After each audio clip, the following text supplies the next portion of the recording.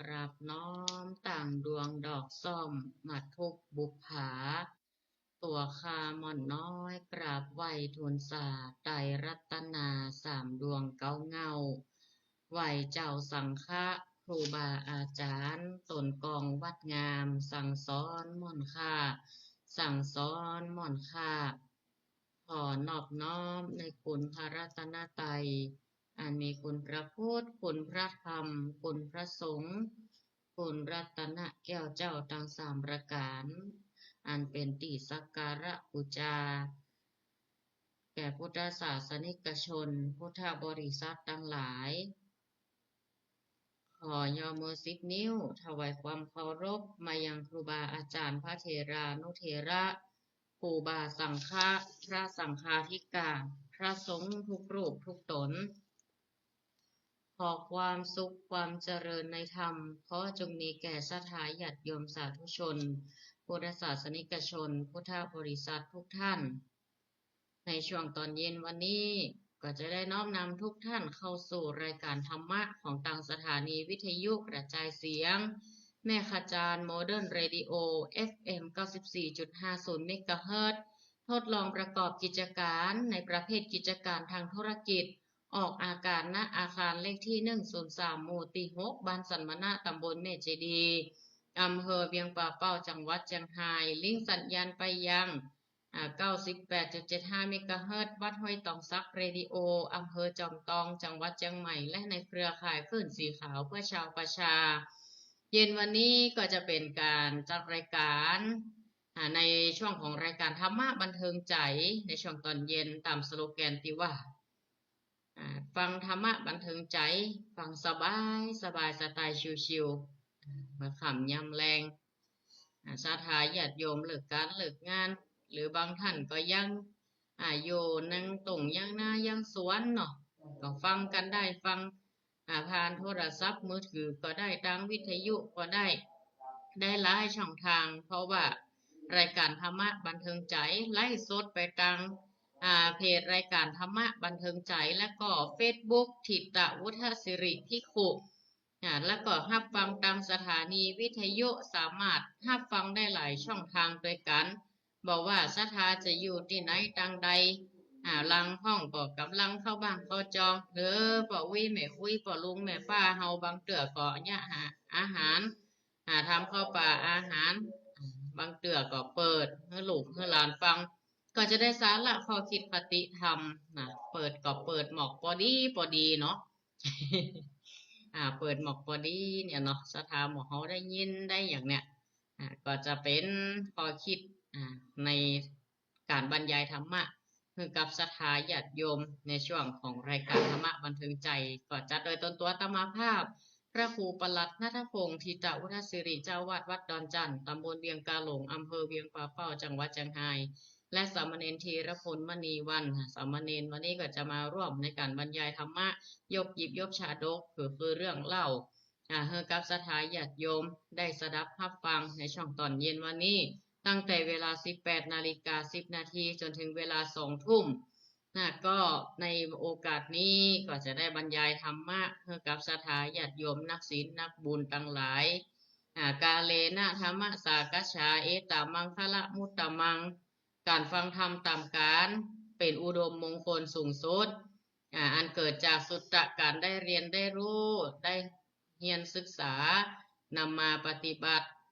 นำมาคิดพิจารณาเป็นสุตตะแล้วเป็นจินตามยปัญญาเป็นภาวนามยปัญญาเรียนเพื่อรู้แล้วนำมาปฏิบัติมาพิจารณาก็จะเป็นการปฏิบัติตามธรรมอยู่ตามธรรมเดินตามธรรมก็ในก่อนอื่นนั่นก็แจ้งศรัทธาญาติโยมฝากประชาสัมพันธ์งานบุญในทางพระพุทธศาสนาอันดับแรกนั้นก็เป็นงานบุญงานปล่อยหลวงโดยเฉพาะอำเภอเวียงป่าเป้าก็จะมีงานปล่อยหลวงอยู่ตอนนี้ล่ะสุดนี้ผมรู้สึกว่า2 ตีเนาะที่จะมีไปตั้งหน้าก็คือวันที่2 เมษายนนี้วัดสมัยเข็ดตำบลเวียงกาหลงอำเภอเวียงป่าเป้าจังหวัดเชียงรายเปิดมีการกินกันถวายทาน ฉลองก้อยหลวงกุฏิก็วัดสันมะเข็ดตำบลเวียงกาหลงอำเภอเวียงป่าเป้าจังหวัดเชียงรายไปร่วมกินร่วมทานกันได้วันที่1 ถึง 2เมษายน2568ที่จะมาถึงนี้และสำหรับวันที่9จากสันมะเข็ดอำเภอเวียงป่าเป้าเฮานี่มี2ปีไปทางหน้านี่นะถัดจากสันมะเข็ดก็วันที่9 ถึง 11เมษายน2568โอ้ครูบา40,000ซึ่งก็เป็นพระนักจัดรายการโดยกันก็ฝากประชาสัมพันธ์แจ้งกับศรัทธาญาติโยมครูบาเพิ่นก็จะมีปอยหลวงเน้อศรัทธาญาติโยมเพิ่นสีขาวเฮาวันที่9 ถึง 11เมษาวันที่9เมษายนนี้ศรัทธาบ้านสันกูทองเพิ่นเฮควตานเข้าถวายทั้งวันแล้วก็วันที่10ควตานหัววัดต่างๆที่ได้อาราธนานิมนต์จำนวน128หัววัดในงานครั้งนี้งานปอยหลวงซุ้มประตูโขงแล้วก็ตลอดถึงกำแพงเพิ่นกำแพงโดยกำแพงวัดก็จะมีพิธียกชัดโดยศรัทธาก็วันที่9นี่ศรัทธาบ้านสันกูทองเอาขวดตาลเข้าวันที่10เมษาก็คือขวดตาลหัววัดต่างๆก็มาร่วมงานการกินกันตานงานปอยหลวงของสมณะศรัทธาและคณะศรัทธาบ้านสันกูทองวัดสันกูทองในงานวันที่10นี่กลางวันมีคือ2คู่เน้อใครเป็น FC ไผใครเป็น FC จังซอใครเป็น FC ทุกเจ้าก็ไปร่วมกันเด้อญาติโยมกินหอมตันหามกินหวานตันต้อมอีหรอกถ้าแนมว่าไปซักคือไผอ๋อละว่าเล่นบ่ได้เนาะบ้านเฮามีเมืองคลิงกะลาดทั้งหลองทั้งไก่บนกลางคืนมีลำวงย้อนยุควันที่10แล้ววันที่11ก็ก็จัดงานเป็นอุดมมงคลแห่งวันหนึ่งหัววัดเข้าแล้ววันที่11เมษายนตอนเจ้ามีพิธีบวงสรวงเทพเทพาอารักษ์และก็ยกพระพุทธรูปประดิษฐานบนซุ้มประตูโขงพร้อมกับพิธียกชัดโดยชัดซุ้มประตูโขงซุ้มประตูโขงเป็นงามศรัทธาญาติโยมวัดดอนจันทร์เฮาเมื่อใดจะมีปรมีอย่างเปิดบ่ฮู้ประตูก็กีนแล้วนะเดี๋ยวนี้นะรออยู่ครับรออยู่เนาะรอพอเลี้ยงเอียงคำนั่นครับก็ขาดนารออยู่ซุ่มประตูก็ได้ประตูโค้งยังเปิดกันหรอกแต่นี่ของเขากำนี่ใส่กว้างแหมน้อยนะกว้างหนักอยู่เอาหมอกรถบัสรถเมล์มันเข้าได้กันก็เพราะว่าอนาคตมันเนาะอนาคตไปตั้งหน้าเนี่ยรถเขาจะแปลงมาจะได้บ่ฮอดแต่ก่อนมันก็ว่ามันกว้างแล้วใครจะไปมาปะล่ำปะเหลือมาเบียดกันปะล่ำปะเหลือรถก็มีกี่การบัดเดียวแปลงรถออกเปิบออกทั้งข้างติ๊กๆอ่ะเปิบออกอ่ะเดี๋ยวแว่นนูนออกมายังได้ก็มีนะศรัทธาญาติโยมบัดเดียวนี่เป็นว่าซุ่มมันเลยกีดไปเห็นแล้วก็บวกกับมันเก่าไปด้วยของวัดสันกูทองนี่มันแปลงแห่ใหม่หรองามนะเจ้าภาพคนมีเนาะเจ้าภาพคนพร้อมศรัทธาก็พร้อมเปิดจะได้จัดงานปอยหลวง3 วัน 3 คืนกันนะเนาะก็ฝากประชาสัมพันธ์ในการนี้ก็ท่านใดจะร่วมบุญร่วมกุศลตลอดถึงโรงทานก็ดีเนาะติดต่อได้ตีพระอธิการจำนันสุทธิโรหรือครูบา40,000เจ้าอาวาสวัดสันกูทองพนักจัดรายการเขานี้แหละศรัทธาครูบาก็จะจัดรายการอยู่ตลอดเนาะช่วงนี้อย่างใดก็ครูบาบนไปเนอะให้จะร่วมบุญร่วมกุศลร่วมลงทานก็กระจายกันไปเนาะทีนี้การทำบุญน่ะมันแล้วแต่จิตเจตนาของเฮาท่านทั้งหลายการทำบุญในพระพุทธศาสนาตมาก็ย้ำหลายเตือว่าบุญนั้นเกิดจากการให้ทานรักษาศีลเจริญเมตตาภาวนา การรักษาศีลก็ดีการปฏิบัติไปร่วมงานหลวงงานลาดมื้อนี้แล้วไปร่วมเพิ่นพัฒนาเขาก็ได้พัฒนากายพัฒนาใจเขาไปด้วยก็ได้ทั้ง3อย่างการศีลภาวนาไปพร้อมๆเดียวกันอันจะเป็นกุศลเป็นบุญเป็นกุศลเราบ้านเฮาฮ้องว่าบุญเป็นกุศลมักจะติดกันเนาะคำว่าบุญกุศลนี่นะบุญคือหยังกุศลคือหยังแล้วก็จะได้มาให้ศรัทธาขยายความจากสัปดาห์ที่แล้วแห่งครั้งหนึ่งในเรื่องของบุญบาปกุศลกับอกุศลมันเป็นจะได้นะก็คือความหมายมันก็เป็นกรรมหมดอะทั้งหมดเนี่ยทั้ง4ตัวนี้นะกรรมหมดอะทำกรรมสร้างกรรมกรรมใดที่ควรสร้างกรรมใดบ่ควรสร้างก็คือเป็นบาปเป็นอกุศลบาปก็คือสิ่งที่ทำแล้วจิตใจเศร้าหมองไปสู่ทุกขติอันเป็นที่เบิ่งถ้าอกุศลคือบ่ฉลาดในธรรมทั้งปวงบ่ใจคุณงามความดีเป็นการผิดศีลผิดธรรมอกุศลคือบ่เจริญจิตบ่เจริญใจบ่เจริญด้วยปัญญาต่างกับบุญก็คือความสุขกายสุขใจ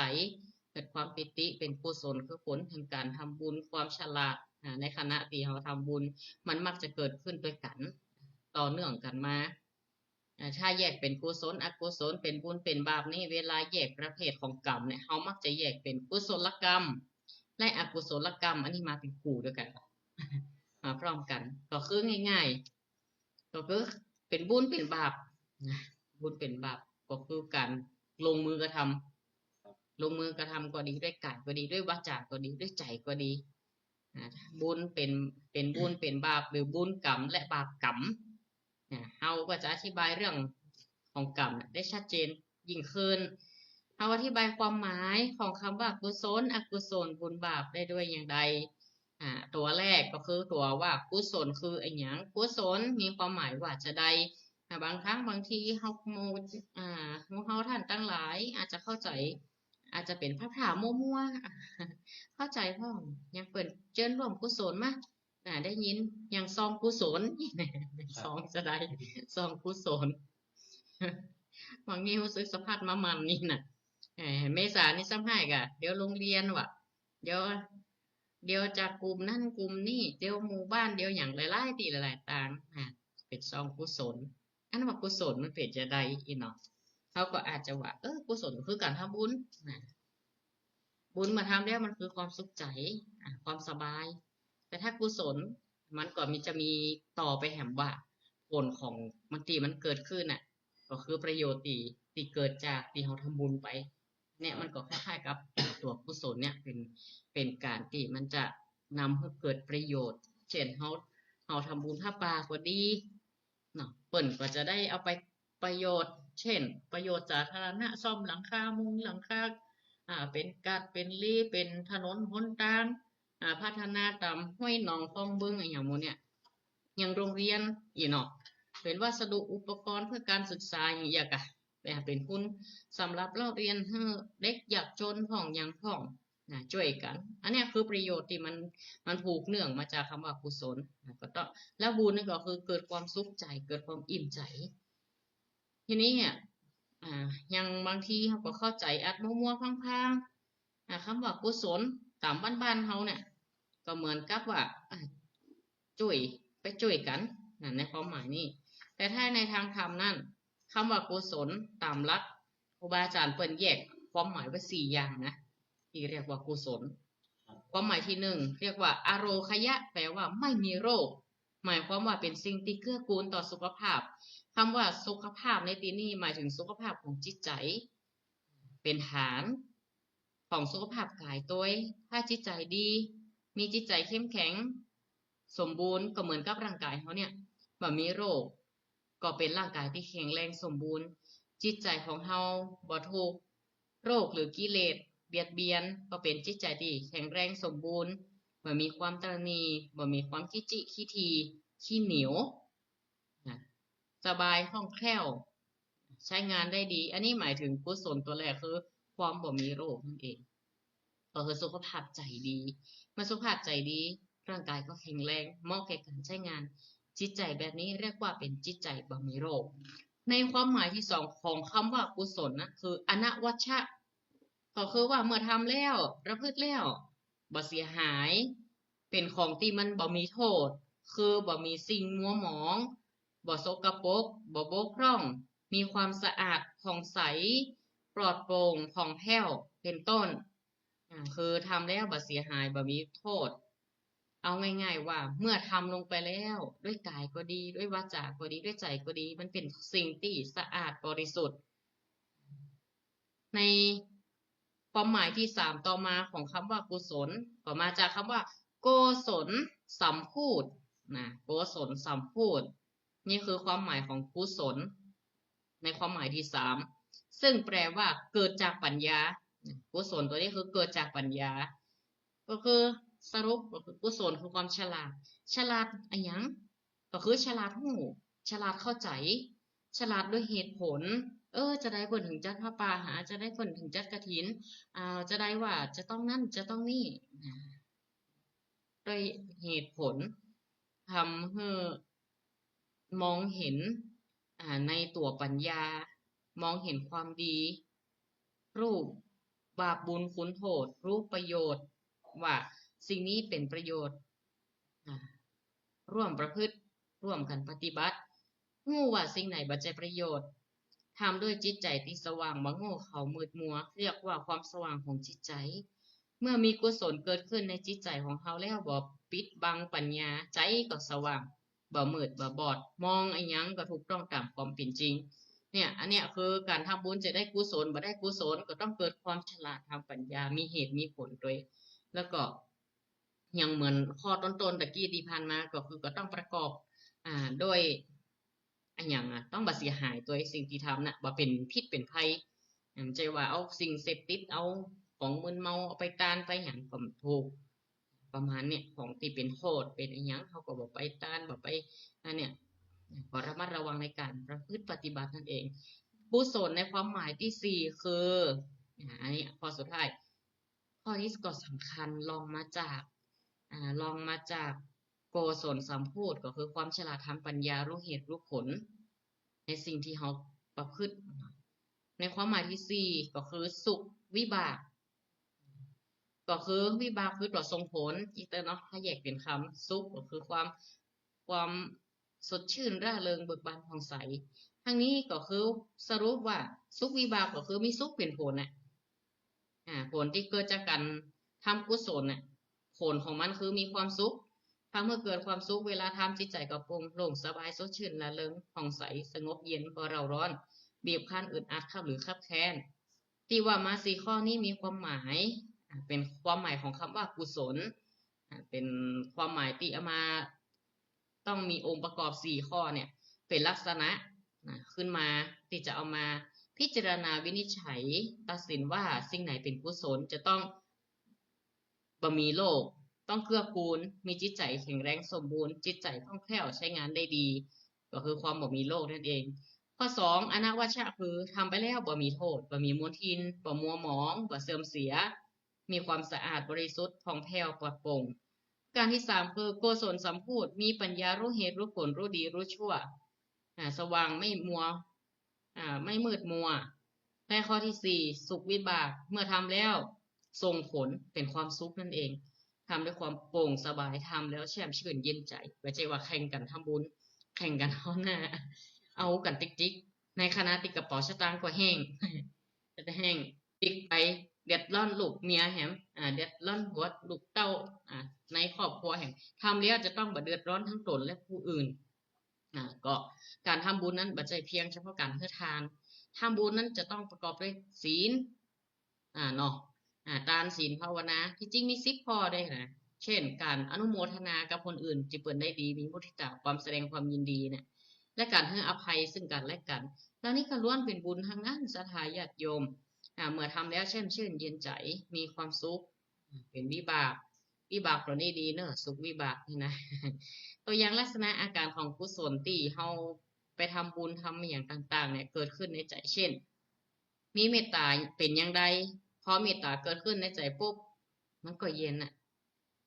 ความติอาฆาตพยาบาทก็บ่ค่อยมีละจิตใจก็มีโรคจิตใจมีความเข้มแข็งในตัวของมันมีความเอิบอิ่มสบายเย็นชื่นยิ้มได้ปลอดโปร่งผ่องใส ทั้งใจทั้งกายราบรื่นผ่อนคลายเลือดลมก็เดินคล่องบ่เป็นความดันเบาหวานเนี่ยบ่เป็นภาวะซึมเศร้าบ่เป็นโรคเครียดเกิดความสว่างอยู่ภายในมีความสุขนะและก่อนในทางตรงข้ามเนอะญาติโยมถ้ามีโทสะเกิดขึ้นเป็นอย่างใดก็เพราะโทสะหรือความโกรธความคิดประทุษร้ายเกิดขึ้นที่มันบ่ใจเมตตารู้สึกโลภร้อนเร่าร้อนจิตเป็นโรคละจิตก็บกพร่องละในขณะที่ร่างกายเวลาเขาโกรธขึ้นมาการชุบชีดเลือดก็เปลี่ยนไปตามหลักวิทยาศาสตร์ของร่างกายการเผาผลาญอย่างต่างๆมีความเปลี่ยนไปถูกบีบคั้นเมื่อเราสั่งสมการประทุษร้ายบ่อยๆหรือมีความโกรธความเครียดบ่อยๆมันมักจะบ่ค่อยสบายถูกเบียดเบียนขุ่นมัวบ่บริสุทธิ์บ่สะอาดจิตใจเฮาบ่ค่อยผ่องใสเท่าใดนะเลือดลมข้างมืดมัวเหมือนบ่ฮู้บ่ได้คิดบ่มองไอ้หยังเป็นบุญคุณบ่มานึกถึงโทษที่มันจะเกิดขึ้นหากยับยั้งชั่งใจบ่ได้ก็แน่นอนว่าย่อมจะพาไปในทางที่บ่ถูกบ่ควรผิดศีลผิดธรรมเพราะฉะนั้นแล้วกุศลและอกุศลจึงบ่ต้องไปพอในผลข้างนอกพอมันเกิดขึ้นในใจก็บอกตัวของมันได้ทันทีว่าปรากฏผลแก่จิตใจจะได้ถ้าเป็นกุศลก็ต้องประกอบด้วย4ข้อถ้าเป็นกุศลมีความโกรธเป็นพื้นฐานความโลภความหลงนี่เป็นความหมายในตัวของมันสามารถชั่งตวงวัดเปรียบเทียบได้ในจิตในใจของเขาหู้ได้ตัวเก่าถ้าถามว่าดีชั่วมีจริงก็บอกง่ายๆก่อนนั้นน่ะใจเป็นกุศลก็มันจะหรือว่าอกุศลในขณะที่มันเกิดขึ้นมีโลกสบายดีก่อปลอดโปร่งก่อจิตใจเป็นเช่นใดนะแล้วมันจะเกิดประโยชน์หรือเกิดโทษเขาก็บอกได้เลยว่ามันเป็นกุศลหรืออกุศลหรือเป็นบาปหรือเป็นบุญนะเขาก็บอกได้ตัดสินได้อยู่ในตัวของมันคำตอบไม่ได้อยู่ตีไหนไกลไม่ต้องไปถามไผนะใจของเรารับรู้เองฉะนั้นแล้วบาปบุญคุณโทษนรกสวรรค์อยู่ที่ไหนอยู่จิตใจเฮานี่แหละศรัทธาญาติโยมอโลคยะก็แปลว่าบ่มีโลกนะคำว่ามีโลกนี่หมายถึงว่าเป็นโลกทางจิตทางใจมีจิตใจนี่เข้มแข็งแข็งแรงทนต่ออำนาจกิเลสที่มาครอบงำที่มาผ่านมาแวะมาเวียนมาเคาะประตูหน้าบ้าน มาเคาะประตูในจิตในใจเขาอาจจะผ่านไปห้องมีโลกธรรมห้องมียศเสื่อมยศมีสุขมีทุกข์มีลาภมีสรรเสริญนินทาบ่หวั่นไหวต่อกระแสแล้วเนี่ยทั้งโลภโกรธหลง3ตัวอันที่จะเป็นพญามารเสนามารนี่นะ พญามารเสนามารมันจะมาแวะเวียนอย่างเปิดเตียวกองนี่กะถ้าบ้านไหนเปิดหับประตูเอาประตูเปิดหับเหมือนใจหับมันเข้ามาเนี่ยมันก็ลุ่มร้อนเหมือนไฟไฟ3กองไฟคือโลภะคือความโลภโทสะคือความโกรธโมหะคือความหลงนะก็ต้องปิดรู้จักปิดรู้จักเปิดหับเอาเฉพาะสิ่งที่มันดีและผลที่มันจะเกิดขึ้นในตัวของเขาในจิตในใจเหมือนประตูเมื่อเขาปิดเข้าไปหับสิ่งใดไปเอาเปิดบ้านที่ดีหรือเอาเปิดบ้านที่บดีนั่นเองก็เป็นประมาณเนี้ยญาติโยมพระพุทธเจ้าตรัสกับคันธียะท่านมาคันธียะไปสนทนาธรรมกับพระพุทธเจ้าโดยอ้างสุภาษิตกล่าวว่าอโรคยาปรมาลาภาซึ่งในที่นี้เขามีความเข้าใจว่าโลกกายแต่พระพุทธเจ้าตรัสว่ามันไม่ได้หมายถึงคับแคบต่ออันนะแต่หมายถึงความบ่มีโลกทั้งใจตัวใจในทุกระดับสำหรับเจ้าบ้านก็จะได้ในระดับโลกทั้งกายธรรมดาเจ็บหัวเป็นไข้ก็รักษาตามอาการกินยาพาราไปหาหมอหายกหายาเจ็บเขี้ยวเจ็บกลางบิดกลางบิโอโคเขี้ยวบัดลำนี่เนาะแข่งชึงขาชึงนี่โอ้อันนี้ทุกหมื่นนี่ก็ในพระพุทธเจ้าตรัสไว้ในพระสูตรในมัชฌิมนิกายหมายถึงพระนิพพานว่าเป็นภาวะบ่มีโลกโดยสมบูรณ์เนี่ยถ้าเปรียบแห่งอย่างหนึ่งตั้งแต่ในจิตใจหมายความว่าภาษีนี้ใช้ได้ทุกระดับตั้งแต่ระดับเจ้าบ้านไปจนถึงบรรลุนิพพานก็คือจิตใจบัดนี้นี่หอมหุ้มกับอำนาจแห่งกิเลสทั้งหลายปราศจากกิเลสความหมายของคำว่ากุศลก็คือเข้าใจตามในลักษณะที่ได้บรรยายมาข้างต้นแล้วก็ส่วนที่เป็นอกุศลคือธรรมที่เป็นตรงข้ามที่ยกตัวอย่างเข้าไปเมื่อเช่นเมตตาเกิดขึ้นในใจเป็นจะได้โทสะเกิดขึ้นมันเป็นจะได้ลักษณะก็จะพิษกันหันชัดเจนผลของมันก็ต่างกันอย่างที่เรียกว่าเป็นสันทิฏฐิโกเห็นเอง รู้เองนะอย่างคำว่าสันทิฏฐิโกนะพึงรู้เองเห็นเองทันตาถ้าอู้ถึงเรื่องบุญมันก็จะอู้กันถึงเรื่องบาปเนาะ ครับ เนาะมันต่อเนื่องกันนะบุญกับบาปบุญกับกุศลบาปกับอกุศลมันคู่กันอ่าบางในหลายตีอาจจะแจ้งแทนกันอย่างเขาอย่างเขาหันเนี่ยเนาะอย่างเขาได้คุ้นเคยเนาะบาปบุญกุศลกับอกุศลเป็นถ้อยคำตีขยายความซึ่งกันและกัน เช่นว่าภิกษุยังฉันทะให้เกิดขึ้นระดมความเพียรเพื่อปิดการบาปอกุศลซึ่งยังบ่เกิดบ่ให้มันเกิดขึ้นนี่เรียกว่าสังวรละประทานก็คือสังวรสำรวมบ่ให้กิเลสมันเกิดขึ้นอันใดที่เกิดขึ้นก็เปียพึงขจัดออกไปด้วยความเพียรบ่ให้อกุศลเข้ามาแต่สำหรับบุญกับกุศลแล้วก็บอกว่ามันมีความกว้างนะมันมีกว้างแคบกว่ากันอยู่น้อยหนึ่งนะสำหรับบุญกับกุศลนะสถามันคล้ายๆกันแต่ว่ามันแคบอยู่กันน้อยหนึ่งก็คือกุศลนั้นใช้ทางโลกิยะและโลกุตระเป็นคำกลางๆได้แรกเป็นคำที่ใช้ในทางหลักวิชาการมากกว่านะอาจจะเป็นทางการคำว่ากุศลบางทีก็ระบุว่าโลกิยะกุศลโลกุตระกุศลในทางโลกและทางหลุดพ้นในทางธรรมนะแต่ถ้าพูดเป็นกลางๆก็จะเป็นโลกิยะก็ได้เป็นโลกุตระก็ได้แต่สำหรับคำว่าบุญนิยมใช้ในระดับโลกิยะมากกว่าละสถานบุญน่ะเนาะอย่างใครทำก็ได้อะเนาะบุญมันมีตั้ง3อย่างนะใครก็ปรารถนาจะทำบุญได้หมดนะอันนี้เป็นผลที่เกิดขึ้นมักจะอยู่ในระดับของโลกิยะเช่น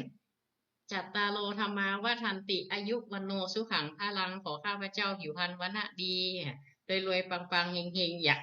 ก็คืออยู่ในระดับของทั้งโลกไงเพื่อเจริญในทั้งโลกมากกว่าคำว่าบุญเนี่ยเช่นไข่ผิวพรรณดีก็อาหารการกินบ่อดบ่พอใบตุกใบหยาบกว่าไข่นี่นะพลานามัยสมบูรณ์แข็งแรงถวายกีฬานะเภสัชถวายเสนาสนะนิติอยู่ติกินติอาศัยติดีภูมิประเทศอันควรประมาณเนี่ยก็คือเป็นบุญเพื่อผลที่เกิดขึ้นนั่นเป็นในระดับโลกียะก็คือทั้งโลกนั่นเองทั้งโลกความสุขทั้งโลกมีบางแห่งก็เหมือนท่านใช้กับโลกุตระอยู่ห้องอย่างที่เรียกว่าโอปะทิกะปุญญะแปลว่าบุญที่เนื่องด้วยอุปธิบุญเนื่องด้วยจะใดก็คือบางทีก็ใช่ตรงๆว่าโลกุตระบุญญะจะต้องประกอบด้วยบุญเนี่ยจะต้องระดับปัญญาตัวบุญเช่นบุญนั้นจะต่อเนื่องทำให้เกิดกุศลเมื่อเขาทำแล้วกุศลก็คือฉลาดมันมีโลกมันมีภัยเนาะแล้วก็อย่างแฮมอันสุดท้ายคือเมื่อทำไปแล้วเกิดประโยชน์เนาะมาเป็นโรคทั้งใจเหมือนกับเปิดจะถอดกระถินมันขาดเข็มเฮ้ยตัวตุกอันนั้นเป็นโรยล้นฝ้าสตางค์มันปึ๊กแต่ขาดองค์ประกอบเข็มจงเข้าใช่แผ่นดินสนั่นหวั่นไหวเลยด้วยการใจที่ตั้งมั่นใครได้เข็มมาหอมเปิ่นทำกระถินเพื่อสำเร็จถ้าขาดนั่นก็คือบอกครบไหมถ้าบริขารก็บอกครบโอ้แปลว่าอันตุ๊กตาอันตันเปิ่นปัดดอกอานิสงส์นี่ได้หลายเนอะกับนะบางทีการทำบุญทำทานอย่างพระอรหันต์หรือกับตะคณะสงฆ์ก็จะได้ทางโลกุตระก็หมายถึงว่าได้ดวงปัญญาได้ดวงตาเห็นธรรมเป็นต้นเช่นถวายน้ำมันตะเกียงถวายแสงสว่างกับวัดกับวาถวายโซลาร์เซลล์อีกบางเถื่อเนาะประหยัดไฟฟ้าไฟก็ขึ้นกะหน่วยมันก็ขึ้นติ๊กๆอย่างเดี๋ยวนี้รัฐบาลมันก็ไฟเขียวระยะที่เกี่ยวกับว่าเอาโซลาร์เซลล์ระบบมาจ่ายได้เต็มที่เนาะมาจ่ายได้เต็มที่บุญก็แปลแห่งไหนว่าเป็นเครื่องชำระสันดาน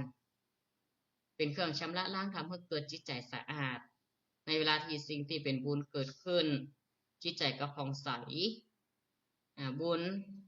ว่านำมาซึ่งการบูชาทำให้เป็นผู้ควรบูชาสั่งสมบุญคือสั่งสมความดีสั่งสมศรัทธาก็คือเมตตากรุณามุทิตาผู้นั้น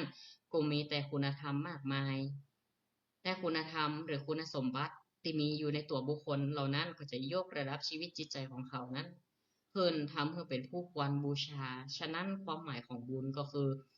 ทำให้เป็นคนน่าบูชา เป็นแบบอย่าง มีความหมายอีกอย่างหนึ่งว่าทำให้เกิดผลที่น่าชื่นชมนั่นเอง จึงเรียกว่ามีผลอันน่าชื่นชม กับพุทธพจน์ที่ว่าสุสุขัสเสตังอธิวัจนังญาติทังปุญญานิซึ่งแปลว่าภิกษุทั้งหลายคำว่าบุญนี้เป็นชื่อของความสุข เมื่อบุญเกิดขึ้นในใจแล้วจะใจสบายมีความอบอิ่มแช่มชื่นผ่องใสบุญจึงเป็นชื่อของความสุขนั่นเองศรัทธาญาติโยมนะทำไปเด้อเนาะทีละเล็กละน้อยนะทำตามกำลัง หรือบุญที่กิริยาวัตถุมีถึง10อย่างก่อนรวมกันทั้งหมดท่านนะอันใดอภัยกันได้ก็อภัยกันจาคะเสียสละแบ่งปันเราเนี่ยก็สามเณรก็จะได้ยกชาดกหยิบยกชาดกในเรื่องของการทำบุญเอาไว้ในศรัทธาญาติโยมได้เอามานำมาสนับสนุนในหลักของการทำบุญเพื่อประโยชน์ในโลกุตละคือทั้งโลกและโลกิยะแล้วก็โลกุตละในทางหลุดพ้นชาดกที่สามเณรได้ยกมาน่าเป็นนิทานธรรมะเรื่องชาติก่อนทำบุญด้วยอันหยังโดยเรื่องนี้มีว่าพระเจ้าอังคุระนั่นทรงเป็นปอข้าเขวียนบรรทุกสินค้าไปขายต่างเมืองแล้วก็หลงทางวนเวียนอยู่หลายวันโดดเสบียงในครั้งนั้นหมดบ่ว่าจะเป็นน้ำหรือว่าอาหารด้วยเดชะบุญบารมีที่พระเจ้าอังคุระนาถได้ทรงบำเพ็ญไว้ในชาติก่อนภูมิเทวดาจึงช่วยเหลือให้ทรงภาคแรมติดต้นไทรของตน เมื่อเทเทวดาเมื่อยืดมือขวาออกก็มีน้ำไหลออกมาคือเจ้ากองเปลี่ยนนั่นได้ดื่มจนจุงอกจุงใจใครจะต้องการอะไรอย่างเทพยดาช่วยเหลือให้สมประสงค์ทุกคน พระเจ้าอังคุระนั่นได้ทอดพระเนตรเห็นการกระทำของเทพยดานั่นก็เลยทรงตรัสถามด้วยความสงสัยว่าฝ่ามือของท่านน่ะเป็นทองร่วนมีทานน้ำไหลออกมาจากนิ้วตั้งห้าดื่มแล้วจีอกจีใจบุญที่เกิดจากฝ่ามือของท่านนั่นเมื่อจากก่อนท่านทำบุญด้วยอันหยังเทพยดากราบทูลตอบไปว่าในจากก่อนนั่นข้าพระองค์เป็นจ่างชุนหรือว่าจ่างเสื้อผ้าอยู่ในโลลุวะนครพักอยู่ใกล้บ้านของเศรษฐีข้าพระองค์นั่นบ่มีอันหยังแม้แต่น้อยที่จะทำบุญทำทานบรรดาหมู่ยาจกและวานิพกจากที่ไกลมาถามหาโลงตาลของต่างเศรษฐีพ่อบอกฮู้จักต่างข้าพระองค์ก็ได้บอกต่างแก่พวกเขาโดยการพายมือขวาออกไปที่ต่างผลที่ฝ่ามือเป็นทองคำเกิดจากการบอกตาลนั่นแล้วกลับพูดว่าฝ่ามือนั่นได้ฮื้อสิ่งที่ประสงค์แก่ผู้ต้องการนิ้วมือมีน้ำบริสุทธิ์ไหลออกมาผลบุญที่สำเร็จในฝ่ามือของท่านพระของข้าพระองค์เพราะข้าพระองค์บอกทางให้แก่ยาจกว่านิพกติจะไปลงตาของท่านเศรษฐีผู้ใจบุญพระเจ้าอังคุระทรงทราบก็หายสงสัยเพราะ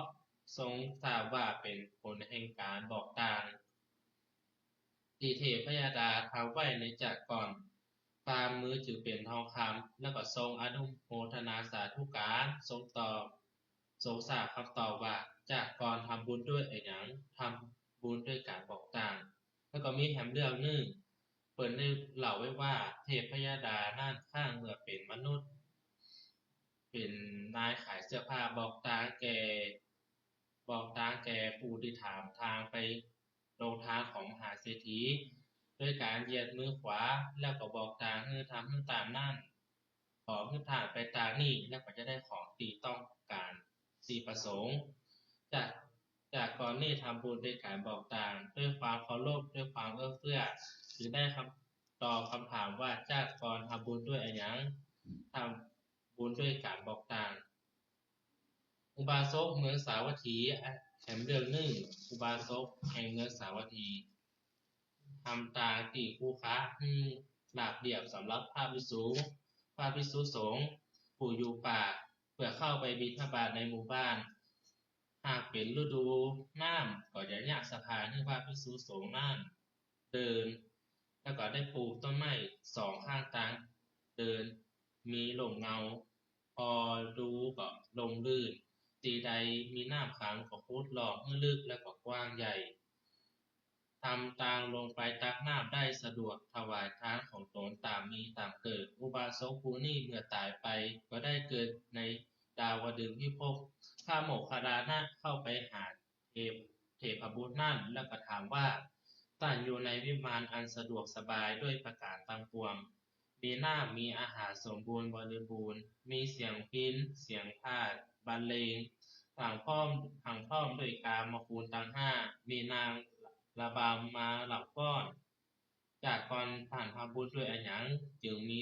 โภคสมบัติเป็นอันมากเป็นที่น่าที่ใจเพราะทานทำบุญด้วยอันหยัง และถามเทพเจ้าแห่งว่าอาตมา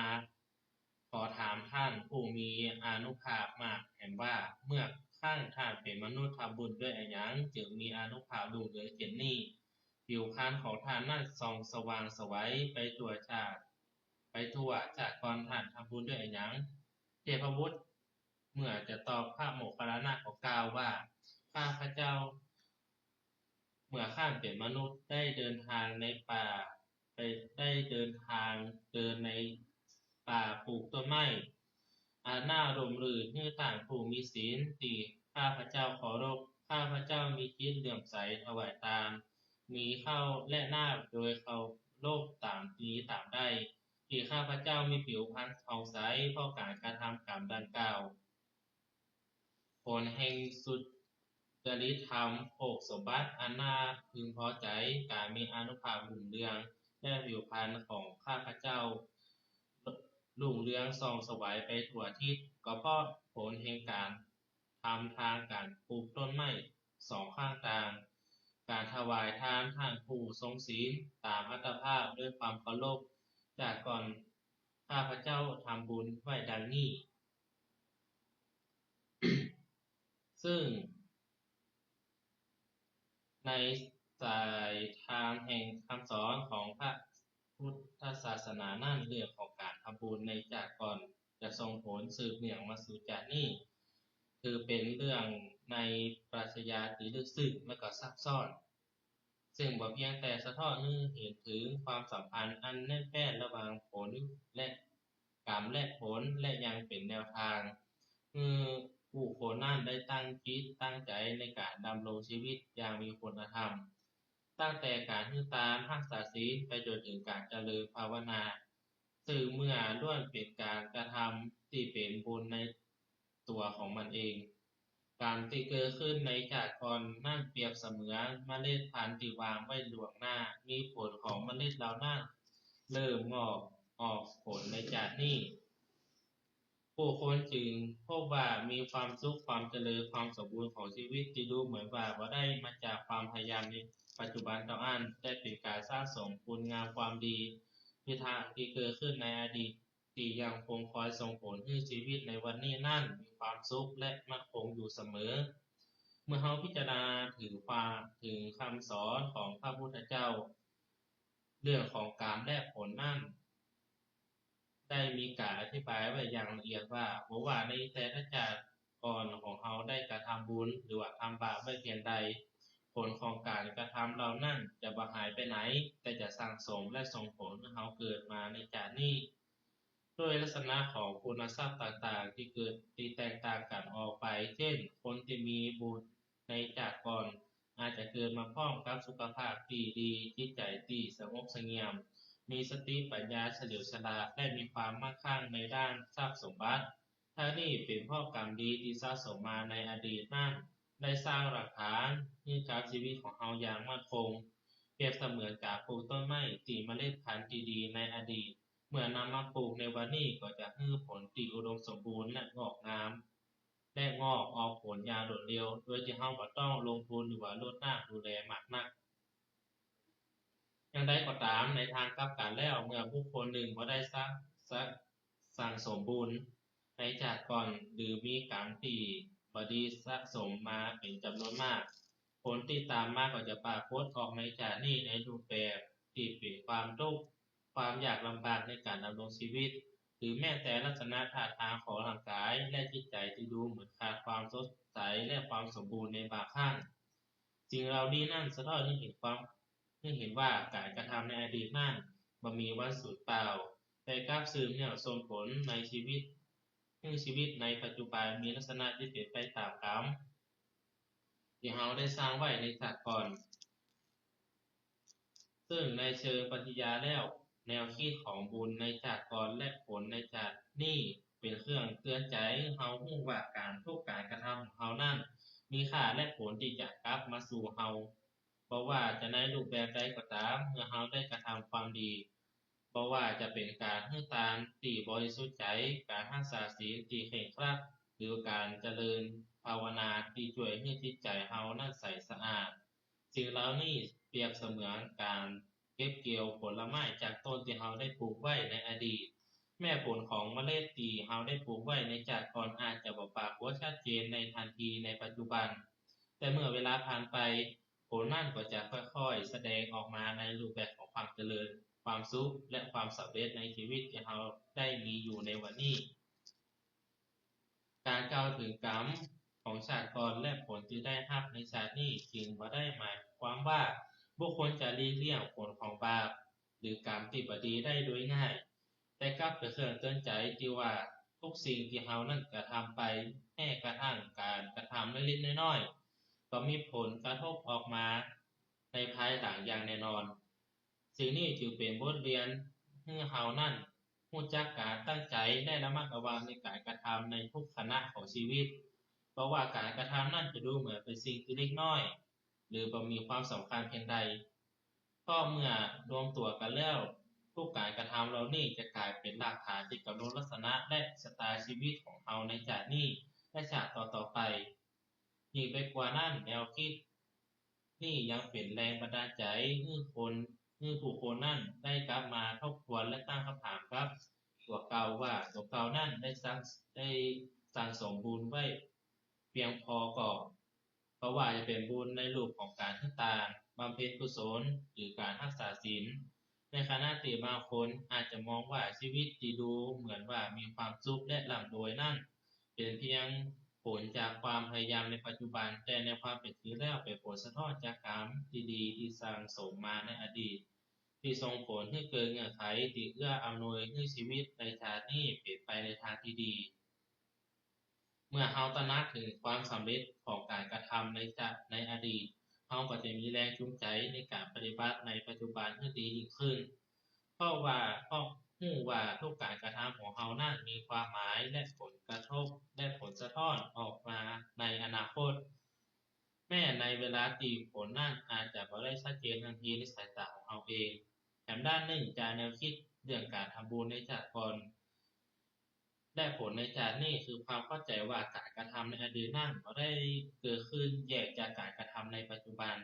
แต่กับแต่ก็เป็นการต่อยอดและสืบเนื่องอย่างต่อเนื่องในวงจรของการเวียนว่ายตายเกิดเมื่อบุคคลหนึ่งได้รับผลบุญจากการกระทำดีในชาติก่อนแล้วชีวิตในชาตินี้มักจะเป็นชีวิตที่ เพื่ออำนวยให้เขามีโอกาสและสภาพแวดล้อมที่ดีขึ้นเพราะว่าจะเป็นเรื่องของครอบครัวสุขภาพหรือแม้แต่สังคมที่เขาอยู่อาศัยอยู่สิ่งเหล่านี้เป็นผลที่เกิดจากกรรมดีที่สั่งสมมาในอดีตซึ่งเมื่อผลบุญเหล่านั้นมาสู่ในปัจจุบันแล้วจะมีแรงสนับสนุนให้เขาสามารถดำเนินชีวิตไปในทางที่สว่างไสวและเจริญรุ่งเรืองได้ครับก็ได้ฟังศรัทธาญาติโยมก็ได้ฟังการบรรยายธรรมะของสามเณรไปเนาะก็จะเข้าใจในเรื่องของบาปบุญคุณโทษเนาะบุญบาปบุญกับบาปกุศลกับอกุศลนะถ้าทำบุญกุศลก็ย่อมเกิดขึ้นถ้าทำบาปก็คือเรียกว่าอกุศลคือทุจริตทางกายทางวาจาทางใจมันว่าทุจริตเช่นข้าราชการมักจะได้ยินเนาะข้าราชการของอันนี้ของเกิดมีความทุจริตอันนั้นอันนี้มีการตรวจสอบกันนะไปมามีการตัดออกจากตำแหน่งตีได้รับอยู่นั่นเนี่ยบนห้องว่าแสดงว่าผิดปกติทางกายวาจาทางใจก็กลายเป็นอกุศลไปในทันที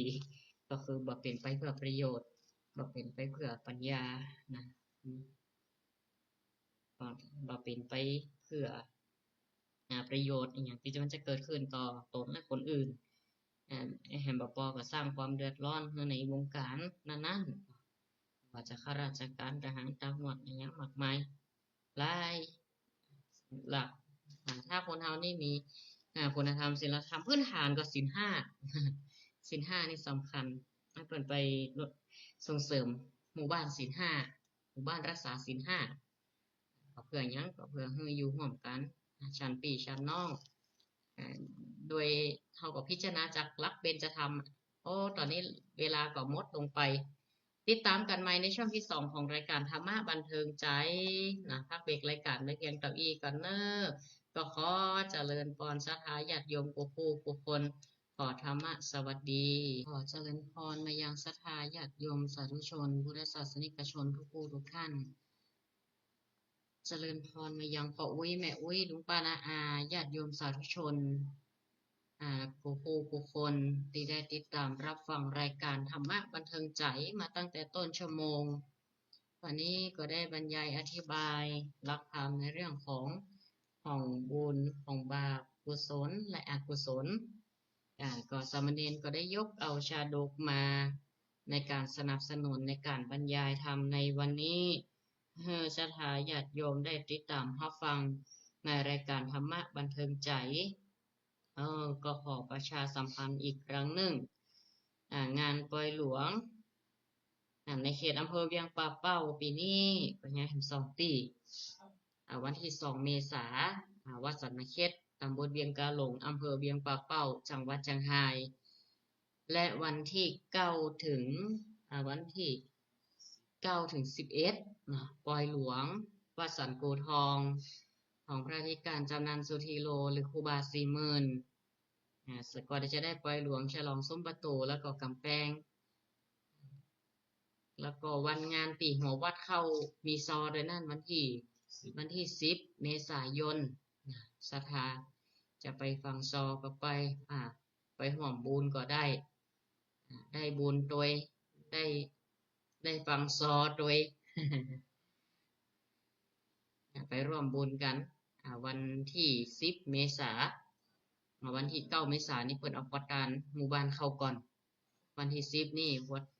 หัววัดแต่ละหัววัดที่ได้อาราธนานิมนต์มาตามแต่ละหัววัดก็จะเอาหัววัดเข้าแล้วก็มีซอตัวยมีลำวงตัวยแล้ววันที่11นั่นก็จะมีพิธียกชัดซุ้มประตูโขงแล้วก็อัญเชิญพระพุทธรูปขึ้นประดิษฐานที่ซุ้มประตูฝากบอกบุญประชาสัมพันธ์มาจากครูบา40,000ญาติโยมที่จะร่วมบุญร่วมกุศลหรือในการที่จะเป็นโรงทานก็ดีเนาะโรงทานก็มีหลายหัววัดศรัทธาญาติโยมก็เดินทางทยอยมากันหลายตีหลายคนหลายแห่งบุญกินตานกับครูบาเพิ่นก็ติดตามแจ้งความประสงค์ที่อธิการจำนันสุธีโลหรือครูบา40,000วัดสันปูทองประชาสัมพันธ์เรียนเชิญบอกบุญศรัทธาญาติโยมที่ได้ติดตามรับฟังรายการธรรมะบันเทิงใจอยู่ในขณะนี้แล้วก็วันตะวานี่นะตะวานี่พระอาจารย์เริ่มแต่น่ะสำเนียงแต่ว่าไปตัดลูกนิมิตเนาะไปร่วมงานภูวัฒนศรีมาฝังลูกนิมิตวัดประบงก็ร่วมงานเพิ่นก็จะรวดเสร็จแล้วก็รวดไปร่วมงานขาวดำปอของอาจารย์อาจารย์นงพรติววังเหนือนะหลังจากที่ผูกพัทสีมาเสร็จอาจารย์เพิ่นก็เคยสอนเฮาก็แวะไปร่วมบุญก็มานั่งในโบสถ์ที่เพิ่นคณะกำลังจะตัดหินสีมาเอาอีกเนาะประมาณสัก3 โมงปลายเนี่ยก็หา3 โมงกำลังลืมวันนึกว่าแต่ว่านี่วันจันทร์นะก็แจ้งกับครูบาอาจารย์ก็ต้องส่งมาอภัยแต่กับสถานีจำวันผิดแต่ว่านึกว่าวันจันทร์แล้วอะแต่วันติดอยู่ ก็ลืมวันลืมคืนเดี๋ยวนี้นะส่วนมากจะฟังเอากับวันที่นะสะทาฟังเตือนี่นะมันหลายอันหลายอย่างญาติโยมให้อย่าเตือก็เฮียนด้วย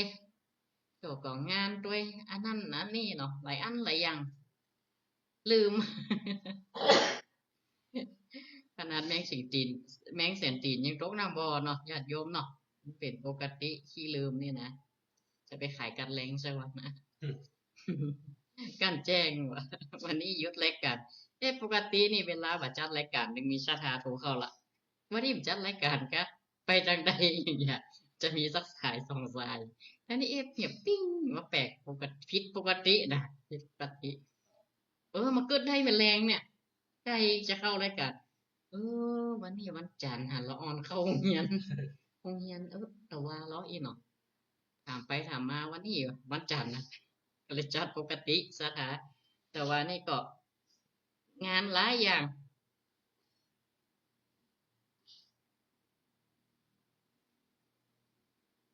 งานหลายอันหลายอย่างด้วยกันอ่าช่วงนี้ก็เป็นการงานเดี๋ยวก็ไปรวมด้วยเดี๋ยวก็งานวัดงานวางานพัฒนางานหลายอย่างเดี๋ยวก็เฮียนด้วยการบ้านด้วยใครเบอร์ไปหน่อยนะเดี๋ยวก็หมอนัดด้วยเนาะก็หลงลืมก็ตั้งแต่ว่านี่ภูพระศรีมาวัดป่าบง วัดป่าบงอำเภอวังเหนือจังหวัดลำปางก็เสร็จสิ้นพิธีเรียบร้อยเนาะด้วยความเป็นเรียบร้อยดีงามนะแล้วก็วันที่จรวดประชาสัมพันธ์ให้เปิดกันฮะเนาะเพราะว่าวัดตรงเป้าวัดตรงเป้าเปิดก็จะพระราชทานเพลิงหลวงป่อหรือครูบาคำอ้ายอดีตเจ้าวาดวัดตรงเป้า เปิ้นก็ได้มรณภาพไปเพิ่นก็จะชาปนเปิ้นฮ้องว่าพิธีพระราชทานเพลิงอีกอะเนาะครับวัดดงเป้าอำเภอวังเหนือวันที่23วันที่23วันที่23นี้เพิ่นก็จะพระราชทานเพลิงก็จะได้ไปร่วมก็เอาไปนิมนต์มาร่วมมาเติม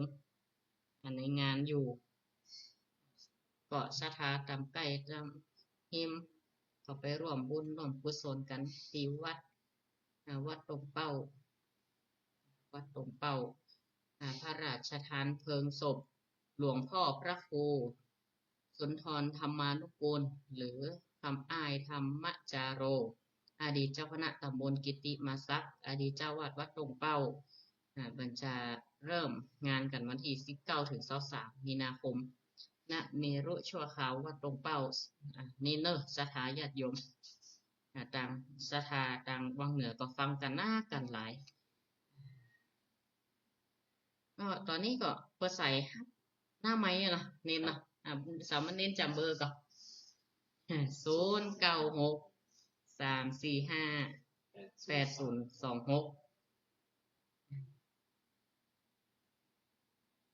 0963458026เนอะรายการธรรมะบันเทิงใจวันนี้รายการธรรมะบันเทิงใจในช่วงตอนเย็นวันพรุ่งนี้เป็นธรรมปลุกตีสี่อย่างนะกำกระดำเนาะทำมีเงานะแกนะเล่นเอาเสียงห่างเลยนะเสียงแหบเลยนะทำเอาเสียงแหบเลย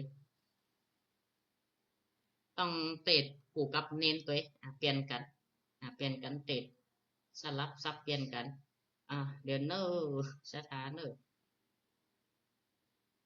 โทรศัพท์มันจังโหมดมันหลายอย่างเนาะเจริญปอนLấy ra thật là sao là tận rồi nè แม่วิเฮือนเนาะ chào thật rồi nè ชัดเจนดีตานะ chào อนุโมทนาแม่ฟังชัด chào bé con anh chạy nè สาธุแม่วิเนอ chào con anh chạy lên đây nè ครับผมอนุโมทนาครับ chào chào chào chào tôi วั chào น chào โล bé ก chào ก็ติดตาม ฟังกำทำเมืองเนอขันผูก0963458026โทรเข้ามาใหม่ค่ะบัดติดจะใดด้วยประกาศใด แต่ว่านี่โอ้ถึงถวายลืมแต่ลืมว่านึกว่าวันจันทร์ว่ะพอเวลาโอ้แหวนตันอย่างนี้เนาะการแจ้งทางในสถานีโยมแม่น้องใช่ครูบาอาจารย์เป็นว่าครูบาวันติดบ่เจริญพร ไม่ทราบผู้เจ้า อ้าวแม่ไรฟังที่บ้านเนาะ ผู้เจ้า อ่าอนุโมทนาแม่ไรได้มาเอวกับป้อยหลวงอำเภอเฮามีอยู่2 วัดนะ ไปหลวงเมื่อไหร่ วันที่ที่สองนี่วัดสันมะเข็ดพอครูบา40,000วันที่10แม่10 เมษา ทางงานนี่ก็จะไปมาครับไม่จะไปไหน แจ้งครูบา40,000 ครูบา อย่างนั้นมันเขาครูในเวรกับมันมาหับอย่างต่างเข้าใจไม่ได้ทำได้ไปนะเนาะ วันที่10วันที่11เนาะแม่วัดครูบา40,000 ถ้าเปิดได้อยู่ก็หับดูกันกัน อนุโมทนาแม่ไรด้วยเนอะติดตามรับฟัง เจ้าร ายการตลอด ใส่ถุงดีด้วยเนอะ สาธุ กับแม่จ๋าเจ้า อนุโมทนาอ้าวสุขภาพแข็งแรงอยู่ดีมีสุขเหมือนกันกูคนพยากรณ์อากาศ เป็นออกประกาศ แจ้งเห็นก็อากาศจะลดตั้งแต่วันที่17วันนี้เนาะ ครับ ถึง22ยี่เต้ว่ะ มาพอดีเหมือนกันอะแต่หลังจากนั้นก็จะห้อนเลยว่ะร้อนหวบเหมือนกันว่ะเย็นก็เย็นหวบร้อนก็ร้อนหวบจะได้มู่นนะตอนนี้ก็พระจันทร์ก็ยังปกติอยู่ในสถานการณ์อากาศ โอ้อันนี้โทรมาไก่เนอะเจริญพรแม่แดงอำพร เอาไปจ๋าเจ้า เจริญพรแม่ ฟังเป็นได้ห้อง แม่ใจดีว่ะ ติดละโยมแม่อำพร แม่ฟังอย่างนั้นเด้อเป็นเนนเด้อ ครับผม โยมแม่ เด็กทำเก็บแต่เก่งมากนะเก่งขนาดเลยวันนี้อายุได้เท่าใดแล้วนะเรียนเด็ก อายุเน้น อายุ อายุ 17แล้วครับ 17อยู่แม่17มห้าแม่17มห้า 17มห้าเด็กก็ยังเด็กก็ม4และจะ4แล้ววันที่32เลย ฝนจะตกป่ะจะห้องห้ามได้เนาะแม่เนาะ ก็ตอนแรกว่าแบบ4เนาะประเดี๋ยวนี้จะ4แล้วจะไปแล้ววันพักที่จะไปลาครูบาจะไปอู้ครูบาแล้วจะไปติดต่อโรงเรียน อ๋อ ก็จะไปต่อหอดวิทยาคม ดีกะถ้าไปห้ามไปเฮียนก็เป็นยากเนาะ มันเสียเวลาถ้าต้องเห็นบ้านอยู่เห็น2 ปีประเดี๋ยวนี้ม4ถ้าออกจากนี่นะจะต้องไปซ้อมม4คุณนะ เอามันเกินกลางๆทำมาเนาะ แม่มันเสียเวลาเงินถ้าตึง60,000นี่มันมาอยู่นะ ก็ต้องไปสร้างความอดทนข้างนอกต่อไป น่าสร้างต่อมาได้ 14 คนกันนะ เขาแบ่งมาตั้งให้ห้องบอก ม3 2เนาะ หลายตนอ่าม 3เพิ่นมาได้ละไปยกกันซ้ำม4 สถาเลี้ยงดีกับอันน่ะ เน้นหนักถ้าหนักเน้นหนักสถาพอเลี้ยงดีหรอก แม่บอกให้แม่ไว้ไหนลูกใหม่แม่จะมาแล้วเด็ก2 คน อากาศก็มันเป็นยังแม่นอใหม่ก็แตงออกมาแต่บางเถื่อก็เขาไปเปิดประสบการณ์เขาเนาะ เดี๋ยวแม่อันวันนี้แต่ว่าเ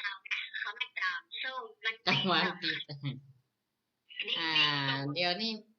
แม่อันตอนนี้ก็จัดรายการเดี๋ยวสายซ่อนแม่คนน้อยก่อนเนาะ อนุโมทนาสาธุเจริญพร 0963458026โอ้แม่แดงอำพรนี่ติดตามตลอดนะถามไทยตลอดบ้านเห็นก็ มันเต้นดอกไม้อีเนาะ บ้านโฮงละปูนพุ่นนะสัญญาณชัดเจนดีเนาะทาง 98.75 เมกะเฮิรตซ์ ครับ วัดห้วยตองซาเพราะว่ารายการธรรมะบันเทิงใจนี่โอ้ลิงก์ไปหลายตีหลายตั้งนะ รายการธรรมะบันเทิงใจเขานี่ตลอดถึงในเครือข่ายคลื่นสีขาวประชานี่ มีหลายสถานีเหมือนกัน ในช่วงนี้ก็สถานการณ์เกี่ยวกับฝุ่นหมอกควันกับป้องกันอันตรายกันเนาะหัวมาตังไรปะล่ำปะเหลือบางเตือก็แจ้งข่าวเนาะแจ้งในข่าวสารเตือก็แดง อันนี้แดงแล้ว ความที่มันลุกเนี่ยมาเนี่ยเนาะ อันนี้แดงแล้วครับ มันก็มีอยู่เนาะ ครั ไฟ บ ไหม้ป่านี่นะ ก็เป็นขมุกขมัวช่วงนี้ แต่มันยังแบบถึงขั้นที่ว่าแสบหูแสบตา แต่ก็พอไปทางหน้าก่อน บางเตือนี่ถ้ามันขมุกขมัวแต่นี่ก็ต้องใส่หน้ากากอนามัยหรือผ้าแมสเนี่ยเอาไว้ป้องกันตัวเฮาเพราะว่าถ้ามันไปสะสมในปอดในอย่างนี้ ระบบทางเดินหายใจนี่มันอันตราย มันส่งผลกระทบต่อคุณภาพชีวิตอีกหรอคุณภาพชีวิตของเราเจริญพรวันนี้โยมแม่ขโมลบ้านห้างต่ำชัดเจนดีกว่าโยมแม่ ถ้าเทียนนี้เจ้า โยมแม่ฟังสถานี 94 นี่กะ เจ้า 94.50 เฮานี่เนาะ เจ้า อนุโมทนาจะนักโยมแม่ที่ติดตามรับฟัง เจ้า อย่างก็โยมแม่ เจ้า สาธุติดตามรับฟังโยมแม่ขโมลเนี่ยก็ติดตามตลอดนะจัดรายการมาได้กี่ปีแล้วฮะ 10 กว่าปีมาแล้วค่ะนะเมินนะคะฮะ จำมาได้นะรุ่นแรกๆนี่นะมีแม่แก้วหรอฟังเหนือเนาะแม่น้อยสุขสบายก็เจอหาเพิ่นเนาะก็เจอตั้งแต่ตะเมินละตอนเข้ารายการใหม่ๆล่ะไม่ไล่ตัวเองยังตัวนะติดตามตลอดโนโมทนากับศรัทธาตอนนี้ติเปิดฟังผ่านทางไลฟ์สดทาง Facebook ตัวทิตาอุทัศริภิกขุแล้วก็เพจรายการธรรมะบันเทิงใจตัวก็ใกล้เข้าสู่ช่วงเทศกาลปีใหม่มาเมื่อไหร่มาติ๊กๆเนาะ ครับ ก็ช่วงนี้ก็วางแผนงานนะวางแผนการงานช่วงนี้ก็มีเป็กมีบวชพระน้อยแต่ละตีพระตามบรรพชาโดยอุปสมบทโดยพ่องบรรพชาสามเณรฤดูร้อนก็จะเริ่มแล้วหรอโรงเรียนก็บางโรงเรียนก็ปิดเทอมไปละ ครับ บางโรงเรียนก็ยังปิดเด้ออีกอะก็เริ่มทยอยปิดกันละอย่างประจันเขานี่วันที่21เนาะ22ประชิมนี่เดี๋ยวจะได้ไปห้องขวัญละอ่อนเขาอยู่ประชิมวันที่22นี่นะโรงเรียนนี่แล้วก็งานเป็นงานบวชวันนี้ก็มีเหมือนกันนะสถาจะไปที่ไหนจะเป๊กสิ้นเดือนนี่นะไอ้ไหนจะเป๊กละ ที่จัดรายการกูเตือนี่นะไปหามไปเฮียนที่แม่โจ้ก็อาศัยช่วงปิดเทอมยาวมหาลัยนี่เวลาจะเปิดปิดเทอมนี่มันยาว ครับ 3 เดือนกว่าๆก็ถือโอกาสนี้อุปสมบทวันที่31 มีนาคมที่จะถึงนี่แล้วก็สามเณรก็จะมีสามเณรบวชเฮียนตัวบวชฤดูร้อนตัวก็จะบวชที่วัดดอนจันทร์เขาเนี่ยนะจะฮับบวชเอาอย่าง พอมาล็อกเนาะเอาบุญนะกุศลก็จะบวชสามเณรฤดูร้อนตัวติไกลตีหิมนี่สถาญาติโยมให้ลูกให้หลานไปจะมาบวชฤดูร้อนก็เจอเนอะก็ว่ากำหนดคร่าวๆนะจะเอาวันจักรีวันที่6เนี่ยนี่ของนายนี่หรือนายชินนายนี่เอาวันที่31ตอนบ่ายพิธีอุปสมบทไม่ง่ายก็แห่หนักห้องขวัญไม่ง่ายวันที่31 มีนาสิ้นเดือนนี่3 เดือนน่ะเป็นผู้จารได้ละกะ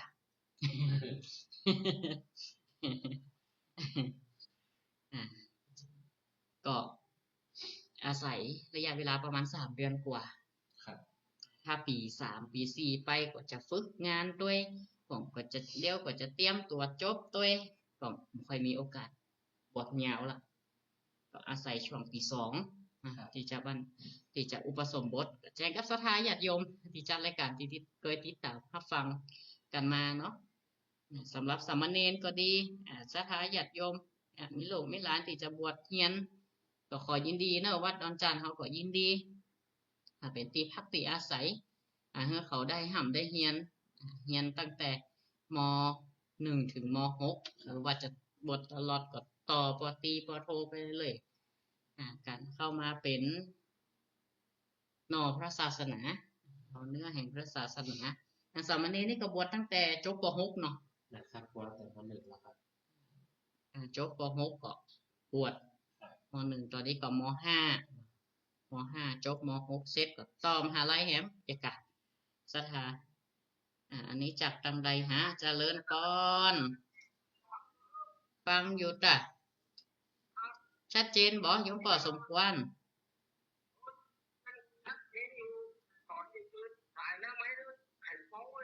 ไข่เบาไปหน่อยกะอู้ดังๆกะโยมป่ออนุโมทนาเนอะนะคะสาธุเจริญพรไปฟังซอเนอะว่าสันกูนะ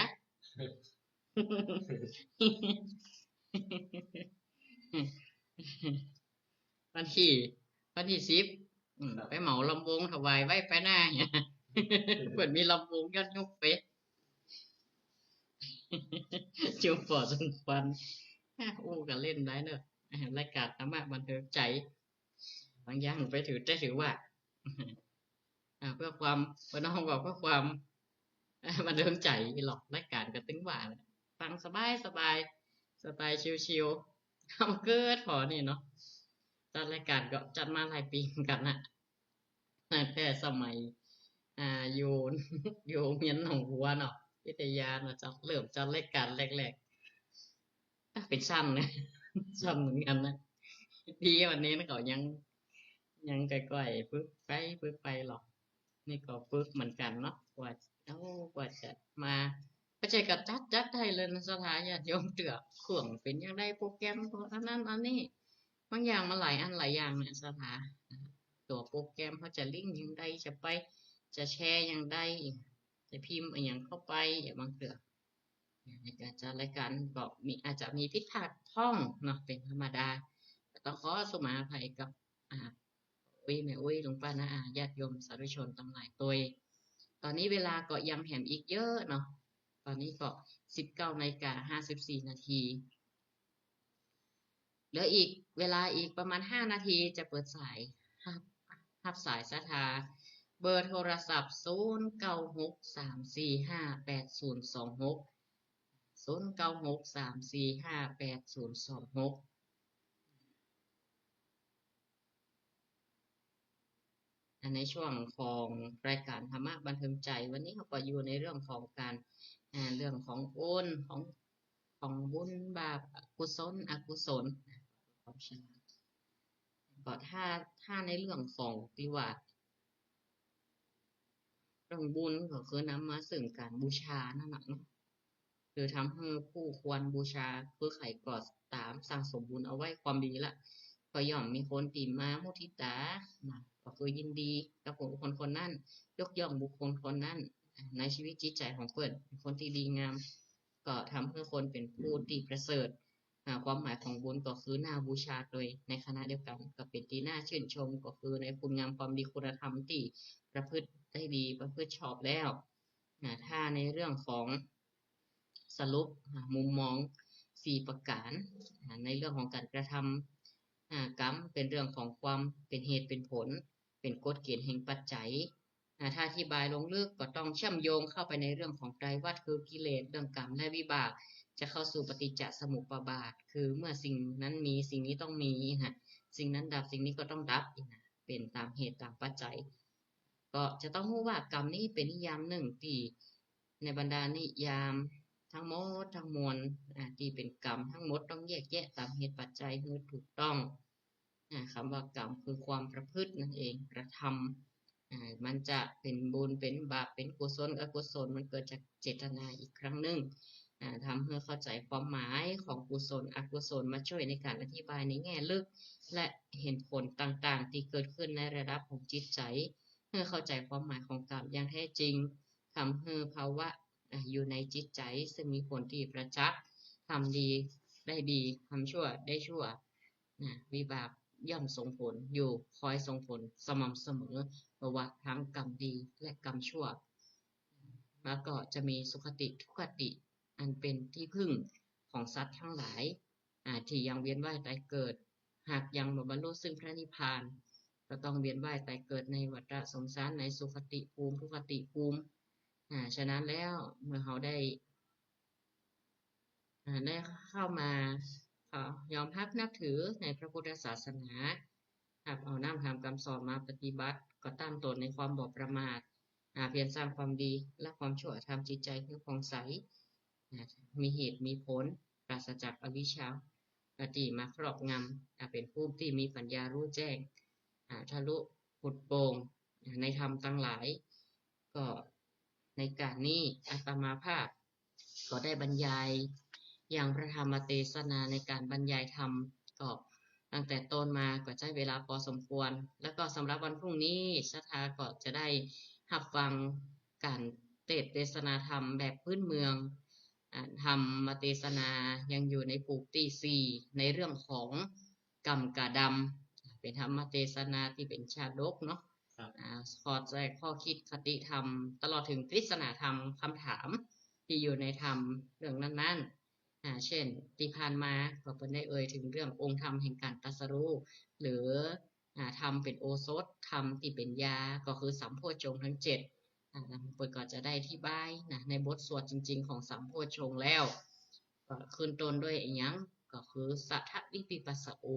สัทก็คือสติธะก็ธรรมวิจยะสัทธวิมีวิริยะความเพียรเป็นต้นเนาะในสัมโพชฌงค์7สุดท้ายก็คือตัวอุเบกขาธรรมการละวางจากอัตตาคือตัวตนเพราะทุกสิ่งเป็นอนัตตาล้วนบ่มีตัวตนบ่ยึดมั่นถือมั่นในสังขารร่างกายคนเฮามีเสื่อมเป็นธรรมดาทุกคนเกิดมาก็ต้องดับสิ่งหนึ่งเกิดขึ้นสิ่งนั้นต้องดับเป็นธรรมดาเมื่อเขาเกิดก็ต้องไม่ตายถ้าบ่อยากตายก็ต้องบ่เกิดเนี่ยอันนี้ง่ายๆที่เจ้าชายสิทธัตถะหาสัจธรรมความจริงอย่างใดอย่างมันเกิดที่เกิดกันอยู่นี่เดี๋ยวก็สุขติเดี๋ยวก็เทวดาเดี๋ยวก็พรหมเดี๋ยวก็ลงนรกก็มีภพภูมิต่างๆเป็นทุกขติภูมิหลายก็เลยค้นพบสัจธรรมบรรลุอริยสัจ 4มองเห็นความจริงของธรรมชาติจนบรรลุอนุตตรสัมมาสัมโพธิญาณเข้าสู่พระนิพพานในที่สุดก็ได้นำคำสอนมาแสดงให้กับพุทธศาสนิกชนทั้งหลายได้ปฏิบัติก็การแสดงพระธรรมเทศนาพอสมควรแก่เวลายุติลงไว้เพียงเท่านี้เอวังก็มีโดยประการราชนี้เจริญปอนเนอร์ธรรมะสวัสดีติดตามกันต่อวันพรุ่งนี้